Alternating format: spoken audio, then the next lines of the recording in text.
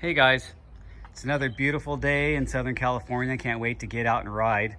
So remember this bike, last video I posted up and I was asking you guys what I should post up, more bike videos or Philippines videos. This is my bike video and this is the tires I had on before. As you can see, super aggressive, super chunky square knobs, meant to grip on anything and be able to,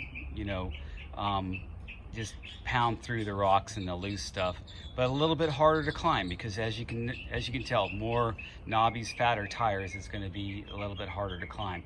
So I made my bike a little bit easier, and just to make it easier for climbing and just to kind of experiment around, since I have a couple wheel sets and I switch them back and forth between different bikes.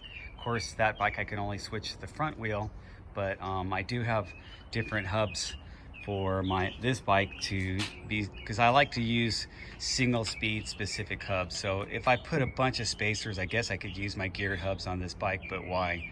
I just use the Hadley, and this is my original Hadley that I had when I built my first custom single speed, and this thing is like over 10 years old. The bearings have been rebuilt several times, of course. What I like about Hadley is this well, it's covered up with a spacer, but that's a titanium free hub body, so when you put that cog on there, it doesn't gouge in. And look how huge that cog is.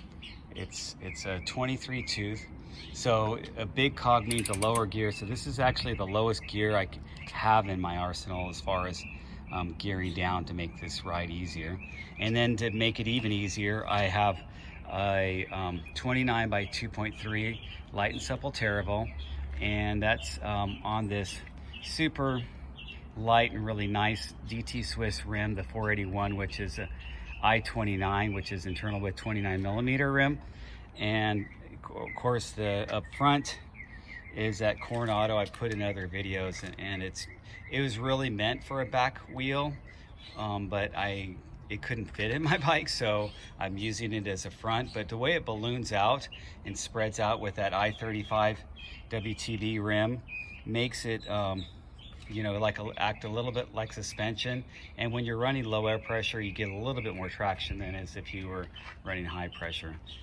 This bike is meant to feel a little bit more comfortable than this setup didn't feel that comfortable. Was more of aggressive. I had confidence going down steep loose stuff, but I've been riding long enough and I know my trails well enough that I have confidence. And let me just show you how this hub sounds. And this has been sitting in my garage for the winter, and basically the grease is cold. It hasn't been ridden a lot, so it's going to take a little while for that to break in, at least one ride. And then if it doesn't feel like it's broken in after that, then maybe it's time for a bearing job. But that's how it is, and just letting you guys know the setup before I go out and make that next video, and give your opinions on what you think about single speed mountain biking, because I do want to help you guys out that are new to single speed mountain biking, and show you some of the tricks that I've done, and the reason I have this single speed bike and just love it and been riding it, and I'm not going to age out of it. I really will keep this bike as my primary bike. I do ride that bike a lot too, because the suspension fork helps out. I mean, this is fully rigid. It helps out when on those longer rides and longer days when you're just getting jarred around, but it's still a hardtail. It's still a great climber, but it's just not as efficient of a climber as this. But for the long trips and when you need to gear down sometimes on some longer rides, and when you're out for all day, you probably want a geared bike. This has been my ride for my local loop that I do, which is a 30-minute climb, maybe an hour climb if I go all the way to the top. And that's what I posted my last video. I went to the top. Yesterday I went to the top on that one. Today I'll probably just go to the saddle and I'll post up that video on this. But you can see on my videos how aggressively I ride down the single track.